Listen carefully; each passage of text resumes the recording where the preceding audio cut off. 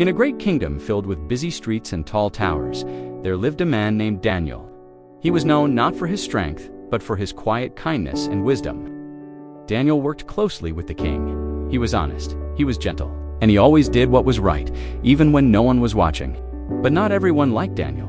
Some officials watched him closely, their hearts filled with jealousy. They could find no fault in Daniel. So they made a plan to trap him through the one thing he loved most, his faith.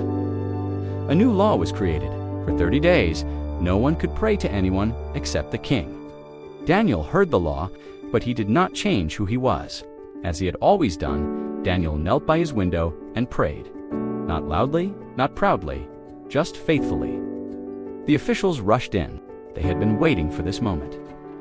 The king was troubled. He cared for Daniel, but the law could not be changed. And so Daniel was taken to the lion's den, a place no one returned from. But that night, something unexpected happened. There was no fear, only peace. The king could not sleep. He waited through the night, hoping, praying. At sunrise, the king rushed to the den. His voice trembled as he called out. And from inside came Daniel's voice, alive, peaceful, protected. God had sent his protection, and the lions had not harmed him. The king rejoiced, and Daniel's faith became known throughout the land. In Daniel's time, the pressure came from a king's law. Today, it comes in quieter ways. Sometimes doing the right thing may cost you your job. Sometimes speaking truth may cost you friendships. Sometimes staying faithful makes you feel like you don't belong. No one may throw you into a lion's den, but you may still feel surrounded. Surrounded by expectations, by opinions, by fear of being judged. And slowly, the world begins to ask you to change, to stay quiet, to blend in, to stop standing firm. But Daniel did something simple and powerful. He didn't argue, he didn't fight, he didn't panic. He simply stayed consistent.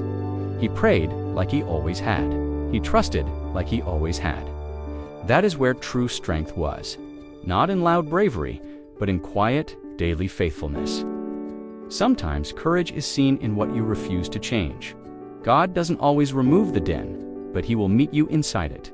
The place you fear the most may become where your faith grows the strongest. Your story may not end in defeat, but in quiet victory. Even in the darkest places, you are never alone.